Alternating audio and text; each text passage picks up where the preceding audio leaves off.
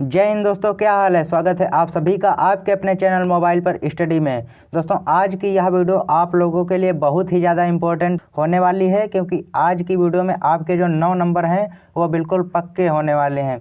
अगर आप यह वीडियो अंत तक देख लेते हो तो 9 नंबर आपका बिल्कुल क्लियर हो जाएगा, क्योंकि आज की वीडियो में मैं आपके लिए लेकर के आ गया हूँ एक ऐसा निबंध जो कि हर साल बोर्ड एग्जाम में पूछा जाता है और बहुत ही इम्पोर्टेंट निबंध है, मोस्ट इम्पोर्टेंट निबंध है। और यहाँ पर आप लोग देख सकते हैं कि कितनी बार यह बोर्ड एग्जाम में पूछा गया है। 2015 में पूछा गया है, 16 में पूछा गया है, 17, 18, 19, 20, 21, 22 और सन 2023 में भी पूछा गया है यह निबंध। तो सन 2024 में ज़रूर से पूछा जाएगा, तो इसे आप लोग ज़रूर से तैयार कर लेना, क्योंकि यह बहुत ही इम्पोर्टेंट निबंध है क्लास 10th हिंदी के लिए, जो कि है पर्यावरण प्रदूषण का। दोस्तों, बहुत ही इम्पोर्टेंट निबंध है पर्यावरण प्रदूषण का, इसे आप लोग जरूर से तैयार कर लेना, पर्यावरण प्रदूषण पर निबंध। अब चलिए देखते हैं आपको यहाँ पर लिखना कैसे है प्रदूषण पर निबंध, और किस तरीके से आपको इसकी हेडिंग डालनी है, कैसे लिखना है इसे, वो सब चीज़ें यहाँ पर समझते हैं। तो सबसे पहले आपको कोई भी आप निबंध लिखें उसमें आपको रूपरेखा तो ज़रूर डालनी ही डालनी है। तो सबसे पहले आप रूपरेखा डालना, जिससे कि क्या होता है कि एग्जामिनर को कॉपी चेक करने में आसानी होती है, जिससे कि आपको पूरे नंबर मिलेंगे, क्योंकि यहाँ पर पहले ही पता लग जाता है कि कौन कौन सी हेडिंग आपने इस निबंध में डिस्कस की है, तो वो सब यहीं से पता चल जाता है। तो यहाँ पर देखिए रूपरेखा में आपको क्या डालना है, सबसे पहला नंबर डाल के सबसे पहली हेडिंग डाल रही है यहाँ पर प्रस्तावना। अब प्रस्तावना तो हर निबंध में पड़ता है, और प्रस्तावना तथा आखिरी में उपसंहार पड़ता है ये।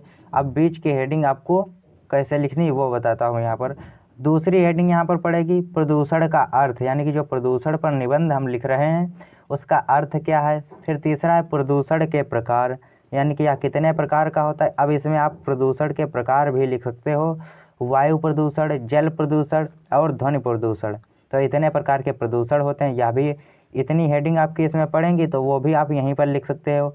अब इसके बाद है चौथा नंबर की समस्या का समाधान। जब इतनी सारी समस्याएं हैं तो इनका समाधान भी आपको लिखना है, समस्या का समाधान। इसके बाद पांचवा नंबर है उपसंहार, उपसंहार भी आपको जरूर लिखना है।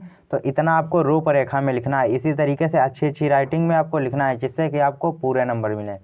अब इसके बाद आपको जो यहाँ पर पहली हेडिंग आपने डाली थी प्रस्तावना, वो यहाँ पर आपको प्रस्तावना पहले डाल देना। अब प्रस्तावना में आपको क्या लिखना होता है वो यहाँ पर समझिए। देखिए, प्रस्तावना में वो चीज़ें आपको यहाँ पर लिखनी होती हैं जो कि, जैसे कि आप पर्यावरण प्रदूषण पर निबंध लिख रहे हो तो इसके बारे में कुछ बेसिक चीज़ें लिखनी होती हैं, कैसे यह उत्पन्न हुआ, क्या है क्या नहीं है, वो सब चीज़ें यहाँ पर लिखनी होती हैं। तो देखिए प्रस्तावना में क्या लिखते हैं, तो यहाँ पर है कि आज का मानव औद्योगिकरण के जंजाल में फंसकर स्वयं भी मशीन का एक ऐसा निर्जीव पुर्जा बनकर रह गया है कि वह अपने पर्यावरण की शुद्धता का ध्यान भी ना रख सका। अब एक और नई समस्या उत्पन्न हो गई है, वह है प्रदूषण की समस्या। तो यहाँ पर आप लोग समझ गए होंगे कि जो आज एक और नई समस्या उत्पन्न हो गई है वो है प्रदूषण की समस्या। तो इस तरीके से आपको प्रस्तावना लिखना है। इसके बाद आपने यहाँ पर दूसरी हेडिंग डाली थी प्रदूषण का अर्थ, तो यहाँ पर दूसरा नंबर डाल के आपको प्रदूषण का अर्थ लिखना है यहाँ पर। तो प्रदूषण का अर्थ क्या होता है, यहाँ पर आपने प्रस्तावना तो लिख दिया, इसके बारे में बता दिया, अब इसका अर्थ क्या होता है, मतलब क्या होता है प्रदूषण का, तो यहाँ पर वो देखिए। यहाँ पर है कि संतुलित वातावरण में ही जीवन का विकास संभव है। पर्यावरण का निर्माण प्रकृति के द्वारा किया गया है। प्रकृति द्वारा प्रदत्त पर्यावरण जीवधारियों के अनुकूल होता है। जब वातावरण में कुछ हानिकारक घटक आ जाते हैं तो वे वातावरण का संतुलन बिगाड़कर उसको दूषित कर देते हैं। यह गंदा वातावरण जीवधारियों के लिए अनेक प्रकार से हानिकारक होता है। इस प्रकार वातावरण के दूषित हो जाने को ही प्रदूषण कहते हैं। दोस्तों, यहाँ पर आप बात समझना कि जो वातावरण है हमारा उसमें कुछ हानिकारक घटक आ जाते हैं तो वे वातावरण का संतुलन बिगाड़ देते हैं। जब संतुलन बिगाड़ देते हैं तो वे उसको दूषित कर देते हैं वातावरण को, और यह गंदा वातावरण जीवधारियों के लिए अनेक प्रकार से हानिकारक है। इस प्रकार वातावरण के दूषित हो जाने को ही प्रदूषण कहते हैं। तो इसका अर्थ यह हो गया। अब इसके बाद आपको तीसरी हेडिंग यहाँ पर डालनी है प्रदूषण के प्रकार। यहाँ पर आपने रूपरेखा में डाली थी प्रदूषण के प्रकार, तो आपको तीसरी हेडिंग प्रदूषण के प्रकार डालनी है, वो यहाँ पर देखते हैं क्या है। तो यहाँ पर दोस्तों देखिए तीसरी हेडिंग है प्रदूषण के प्रकार। तो यहाँ पर आपको लिखना है आज के वातावरण में प्रदूषण इन रूपों में दिखाई देता है। इतना आपको लिख देना है। इसके बाद आपको इसके प्रकार लिखने हैं।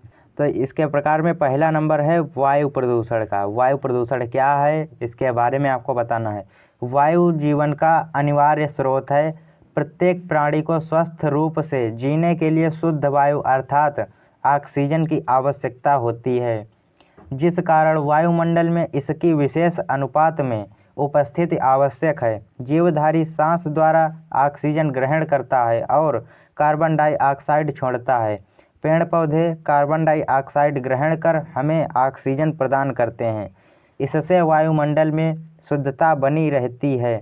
आजकल वायुमंडल में ऑक्सीजन गैस का संतुलन बिगड़ गया है और वायु अनेक हानिकारक गैसों से प्रदूषित हो गई है। इसका मतलब है जैसे कि जो वायु प्रदूषण है तो उसे जो पेड़ पौधे होते हैं वो कार्बन डाइऑक्साइड को ग्रहण करके हमें ऑक्सीजन प्रदान करते हैं। इससे वायुमंडल में शुद्धता बनी रहती है और आजकल वायुमंडल में ऑक्सीजन गैस का संतुलन बिगड़ रहा है, क्योंकि पेड़ पौधों से ही हमें ऑक्सीजन प्राप्त होती है और इस समय ज़्यादा से ज़्यादा पेड़ कटाई चल रही है, तो इससे वातावरण में संतुलन तो बिगड़ेगा ही। तो ऑक्सीजन गैस का संतुलन बिगड़ गया है और वायु अनेक हानिकारक गैसों से प्रदूषित हो गई है। जो हमारी वायु है वो अनेक हानिकारक गैसों से प्रदूषित हो गई है। यही है वायु प्रदूषण। इतना आपको वायु प्रदूषण में लिखना है। इसके बाद है आपका जल प्रदूषण।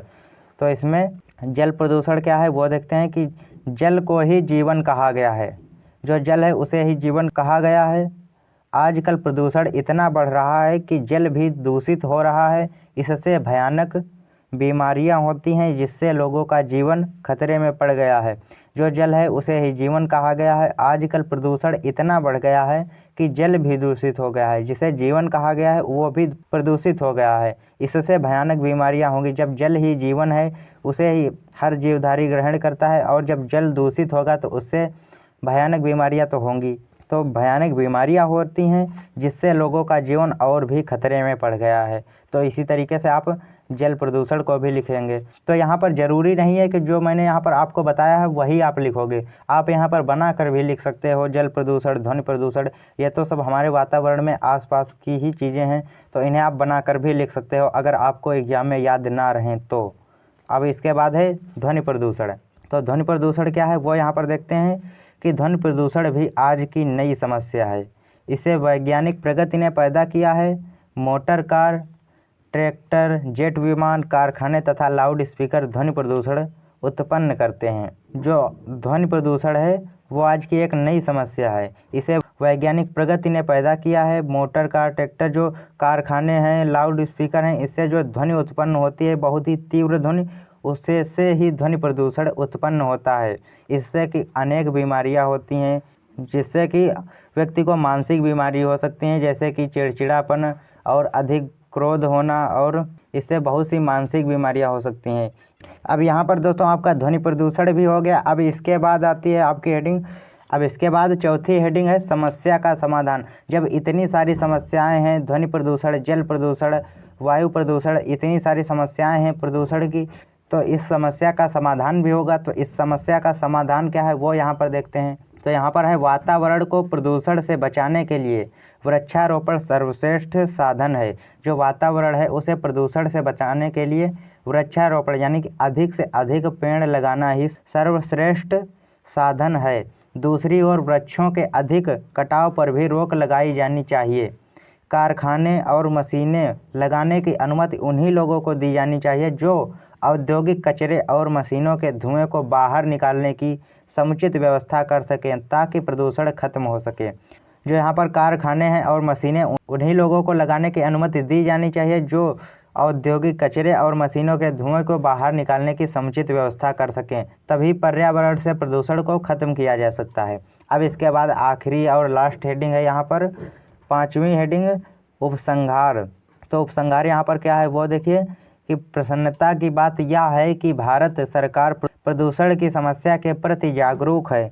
उसने 1974 ईस्वी में जल प्रदूषण निवारण अधिनियम लागू किया था। उसके अंतर्गत एक केंद्रीय बोर्ड तथा प्रदेशों में प्रदूषण नियंत्रण बोर्ड गठित किए गए हैं।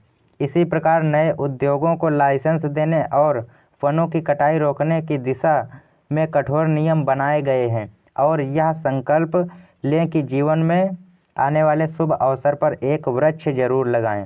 जो यहाँ पर उपसंहार है उसमें यही बताया गया है कि क्या क्या हमें करना है जिससे हमारा पर्यावरण प्रदूषण मुक्त हो जाए।